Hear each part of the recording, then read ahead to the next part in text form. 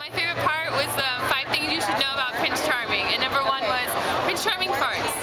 A lot. It was hilarious. I loved it. It was amazing. It's easy read, and anyone will enjoy it, even if you don't think, you know, you're old enough or young enough or anything like that. It's just great. I was up to like 3 reading it until my roommates like told me to turn off the light.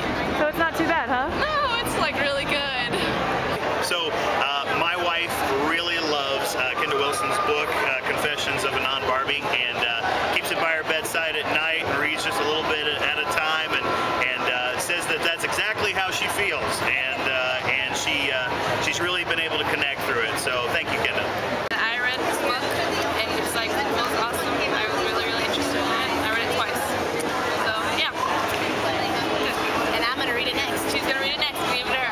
Yeah. This book is a great way, I think, to speak some life into young girls, girls of all ages. I love the book. I started reading it, got it on Tuesday, started reading it yesterday, and I will be done with it today.